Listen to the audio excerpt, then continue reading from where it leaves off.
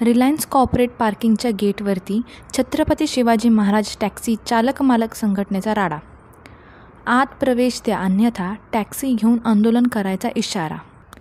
नवी मुंबईतील घनसोली या ठिकाणी असलेली रिलायन्स कॉर्पोरेट पार्किंगमध्ये ओला उबेर टॅक्सींना प्रवाशांनी ने-आण करण्यासाठी आत प्रवेश देण्यात येतो, मात्र काळ्या पिवळ्या टॅक्सींनी आत जाण्यास मज्जाव केला जातो।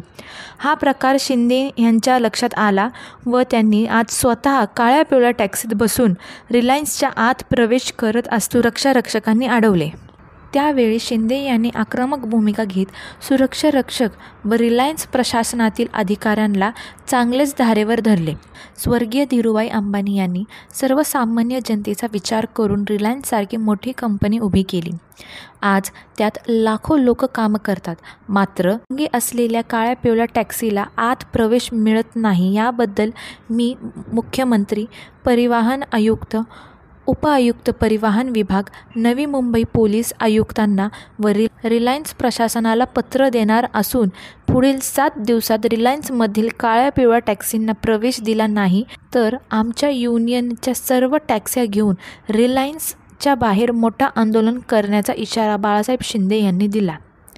बाईट बाळासाहेब शिंदे, अध्यक्ष, छत्रपती शिवाजी महाराज टॅक्सी चालक मालक संघटना।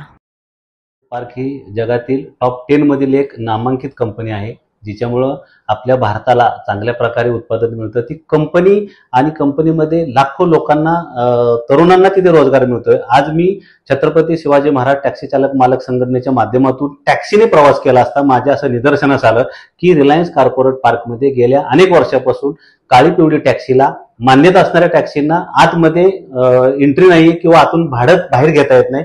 आज आमची जी टॅक्सी आहे जवळजवळ 80,000 टॅक्सीवरून 30,000 वर आलेले आहे। मराठी टाका घसरतोय, मराठी टॅक्सी घसरते आणि रोजगार बुडल्यामुळे मराठी माणूस मुंबईतून हद्दपार होत असताना रिलायन्स सारख्या कंपनीने अशी वागणूक करणे किंवा काळी पिवळी आणि ओला उबेर म्हणजे काळं आणि गोरं अशा प्रकारचा जर आपण भेदभाव करत असाल तर तो कदापि आमची संघटना मान्य करणार नाहीये। आज मी त्या गेटवर गेलो, त्यांना सज्जड दम दिलेला आहे आणि समजून सांगून त्यांना उद्या मी निवेदन देणार आहे।